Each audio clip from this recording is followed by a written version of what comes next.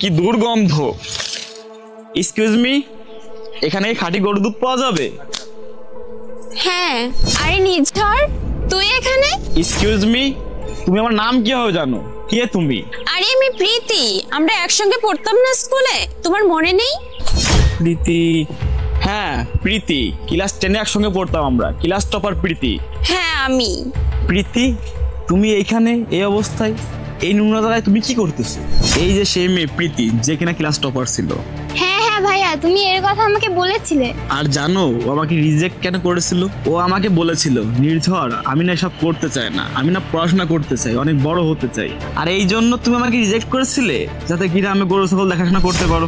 আর এই যে নাকি তুমি বড় কাজ করতেছো। হ্যাঁ, আর এর এই অবস্থা দেখে তো মনে হচ্ছে গ্রামের কোনো ছোট লোককে বিয়ে করে বেচারি ফেসে গেছে।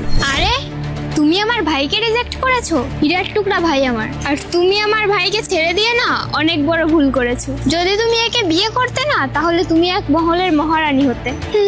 আর দেখো তুমি কোথায় এসে পড়েছো, গ্রামের কাদা মাটি গোবর, কি গন্ধ পরিবেশ। তুমি নিজের ভাগ্যটা নিজেই নষ্ট করেছো। আজকে যদি তুমি আমার ভাইকে বিয়ে করতে না, তাহলে তোমার জীবনটা এভাবে নষ্ট হতো না। বাট কি আর করার, তোমার নিজের জীবনটা তো তুমি নিজেই নষ্ট করেছো। কোনো সমস্যা নেই, এখন পুরোনো কথা মনে করে কি আর লাভ, বাদ দাও এসব। এখন বলো তো তোমরা এখানে কি জন্য এসেছো? গরুর দুধ দিতে এসেছে এখানে, বাইরে একটা অনুষ্ঠান আছে তো, তাছাড়া আর কি করতে আসবে এখানে। কিন্তু আমি কখনো ভাবিনি যে এই বিলের মধ্যে এসে তোমার সঙ্গে দেখা হয়ে যাবে আর পুরোনো সব কথা মনে পড়ে যাবে। কি আর করার, তোমার এই অবস্থা দেখে না আমার খুব মায়া লাগতেছে, আবার খুব ভালোও লাগতেছে। তোমার ওই যে পড়ালেখার অ্যাটিটিউডটা ছিল না, ওটা না এইভাবে ধ্বংস হয়ে গেছে। আর মানতেছি আমি ক্লাসে খারাপ স্টুডেন্ট ছিলাম, কিন্তু আমি না রিচ ফ্যামিলির ছেলে।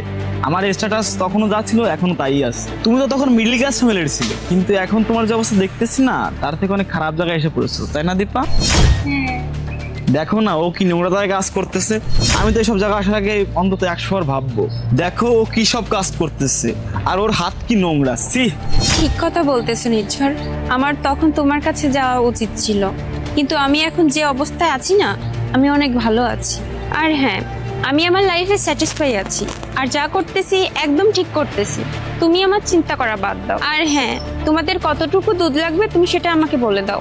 আমার কাছে না তোমার জন্য একটা প্রপোজাল আছে। যদি তুমি চাও, আমার ভাই তোমাকে এখনো বিয়ে করতে রাজি আছে, কারণ তুমি অনেক সুন্দর। আর আমার ভাই না তোমাকে রানী বানিয়ে রাখবে। এখন তুমিই ভেবে দেখো, তুমি এখানে কাজের মেয়ে হয়ে থাকবে নাকি আমার ভাইয়ের মহারানী হয়ে থাকবে। আরে দীপা, তুমি তো অনেক সুন্দর কথা বলেছো। তোমার ভাবে আর রূপ ঠিক ওর মধ্যে আছে, কিন্তু যোগ্যতা নাই। সুন্দর তো ঠিকই আছে। দেখো প্রীতি, তোমার উপর তো আমি তখনও ক্রাশ খেয়েছিলাম, এখনো পছন্দ করি তোমাকে আমি। আর তুমি চাও তো অফার খোলা আছে তোমার জন্য। তোমার এই গ্রামের অশিক্ষিত খ্যাত স্বামীকে ছেড়ে আমার কাছে আসতে পারো, অনেক আরামে রাখবো তোমায়। আর তোমার এই গরু ছাগলের ভিতরে কাজ করতে হবে না। আরে রানী হয়ে থাকবে তুমি, রানী। অনেক ভালো কাজ করি আমি, দুবাই সেটেল। এখন বলো রাজি তো তুমি? নির্ঝর, আমার অনেক আফসোস হচ্ছে তোমার আর তোমার বোনের চিন্তা ভাবনা দেখে। তোমরা কি করে ভাবলে তোমাদের এই অফারে আমি রাজি হব? প্রীতি, তুমি এখনো এখানে দাঁড়িয়ে আছো? ওদিকে তো কাস্টমাররা দাঁড়িয়ে আছে। নাও তাড়াতাড়ি গোবরে করে দাও। আরে হট দীপা, এই রাখাল গরিব ছোট লোকের জন্য ও আমাকে রিজেক্ট করছে। আর এই যে তোমার রাখাল হাজবেন্ড, অনেক হ্যান্ডসাম লাগতেছে ওকে। সিরিয়াসলি, তোমার হাজবেন্ড অনেক সুন্দর, অনেক হ্যান্ডসাম। আর তুমি এর জন্য আমার ভাইকে রিজেক্ট করেছিলে? আপু, তুমি কেমন ছেলে বিয়ে করেছো? টাকা পয়সা না থাক, চেহারাটা অন্তত দেখতে পারতে।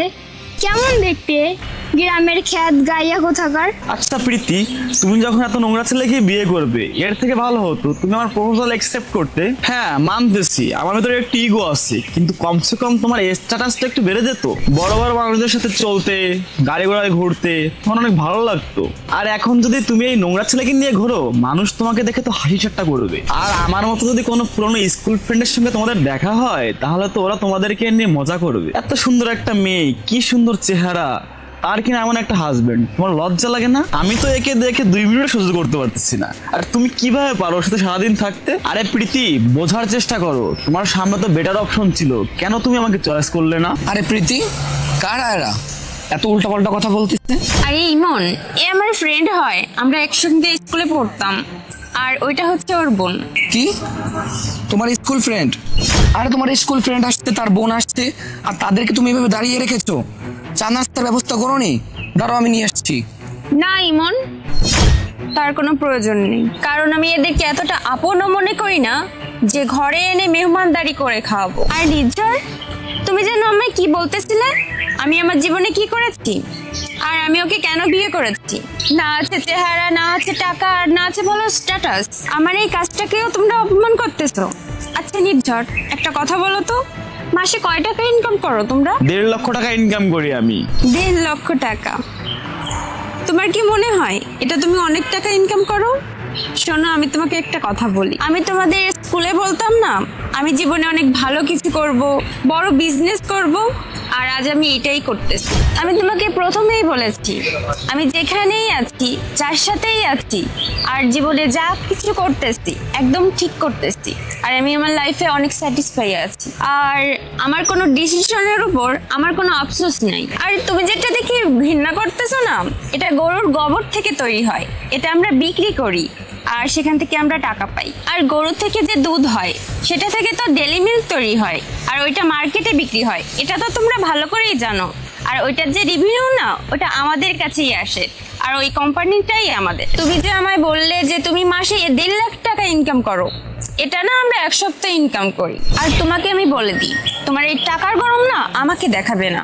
আর তুমি বলতেছিলে না তোমাকে কেন চয়েস করিনি, ওকে কেন চয়েস করছি, তোমরা এখানে এসে যে ব্যবহারটা করলে না, তাতে পরিষ্কার বোঝা যায় যে তোমরা কেমন, তোমার ফ্যামিলি কেমন, আর তোমরা কেমন ধরনের চিন্তা ভাবনা করো। আমি আমার স্বামীর সাথে অনেক ভালো আছি, কারণ ও জানে মানুষকে কিভাবে সম্মান করতে হয়।